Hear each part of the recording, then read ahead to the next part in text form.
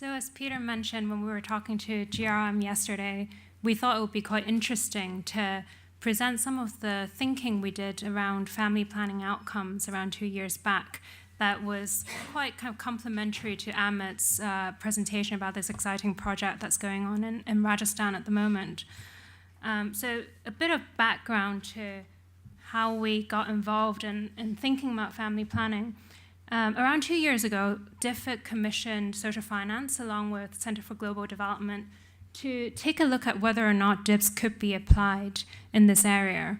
And that was really against a backdrop of a lot of excitement and high-profile focus around family planning, around the London Family Planning Summit in 2012. So what we really were tasked to do was to provide an outline model of how it might work, with a particular focus around outcome metrics, as we'll get onto in a little bit, is the kind of most challenging area, I think, in designing a DIB in this area. As Amit already quite eloquently covered, which makes my job a lot easier, there's a lot of unmet need worldwide for contraceptives. Around 200 million women worldwide want to use safe and effective family planning methods but do not have access to them. And there are three key issues that we found as significant barriers to this access. One was basic lack of healthcare infrastructure.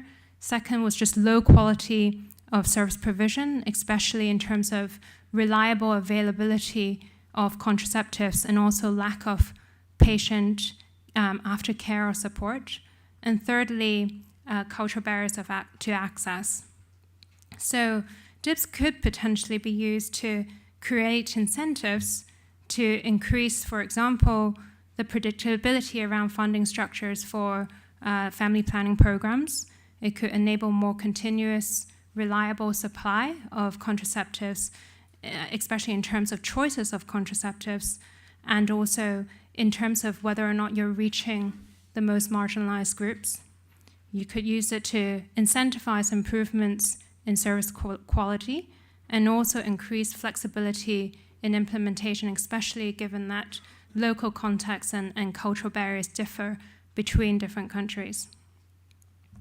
So moving swiftly onto the outcome metrics we looked at, I think the key thing that we came across was that not only do outcome metrics in this area have to really incentivize service providers to deliver in the right way, it also really needed to make sure that the element of voluntarism and individual choice was maintained, and I think that was the biggest barrier.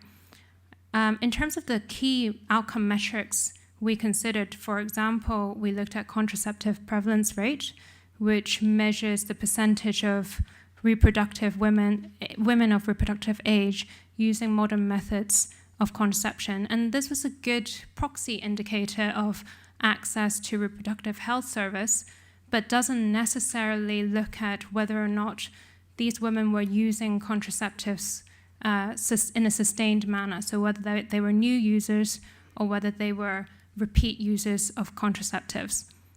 This contraceptive continuation rate improved upon that, and to some extent, because what you're doing there is you're going back in 3, 6, 12 months intervals to check if those individuals are continuing to use contraceptives. So potentially could give you a better idea of whether you're maintaining the quality of service and therefore enabling people to continue to use reproductive health services.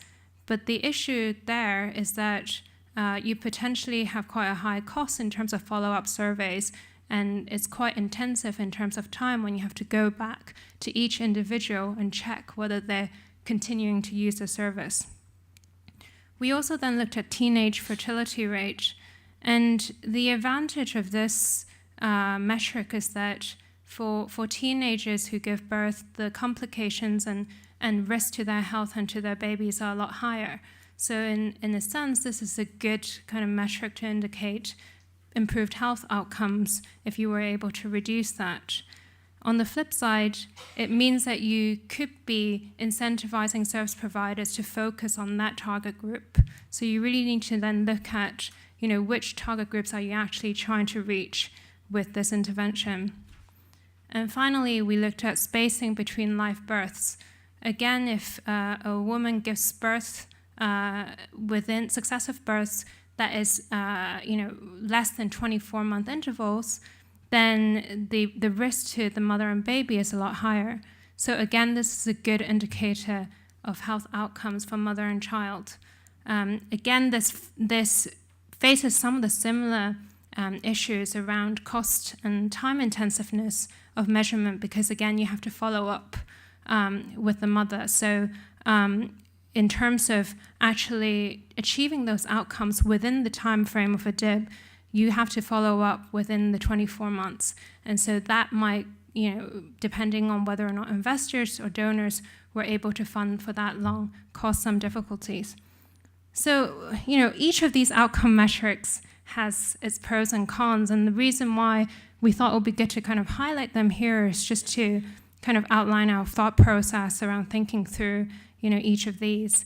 And actually, at the end of the scoping project, DIFA concluded that, if it was a standalone family planning intervention, it was actually kind of too challenging to find an outcome metric that really balanced the voluntarism aspect and also the incentives of service providers aspect.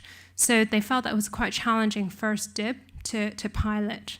But that's not to say that, and we feel strongly that's the case, that if it was a more comprehensive, holistic provision of maternal and child healthcare, along with a component of family planning, that you can't use a kind of basket of outcome metrics that would capture quality of service alongside, the reach and targeting that you would want to achieve with a DIB.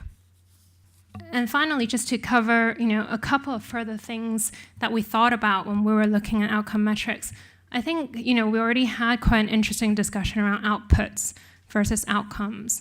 And when we were looking at this area, we felt strongly that if it was a context whereby you have, very low levels of health infrastructure or very low levels of access to contraceptive consumables, then actually it's not a bad idea to base part of your payments on delivery of those outputs rather than everything on outcomes, because they are key to your theory of change.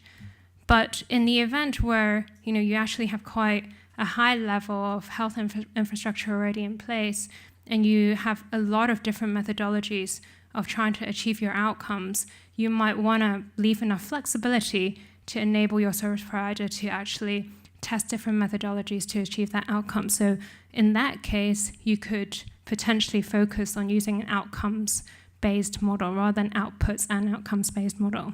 I think, again, it really just depends on what you're trying to achieve and what your theory of change is. And the second point is around achieving the right level of focus.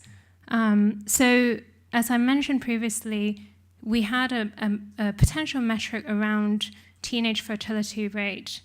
And, if for example, in the country we're looking at, the main marginalized group in terms of access to contraceptives are teenage girls, and you're really trying hard to get to that group, then it might be a very relevant outcome metric to use.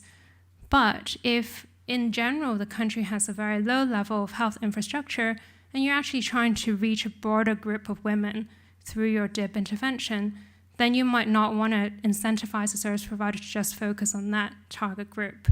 And one way of doing it might be to use different tariff rates for different target groups that you want to reach. So, the more hard to reach the group, the higher the outcome payment that you associate with that group. So there are different ways of kind of looking at and structuring this, but I hope this gives you a flavor of the kind of things we've been thinking about.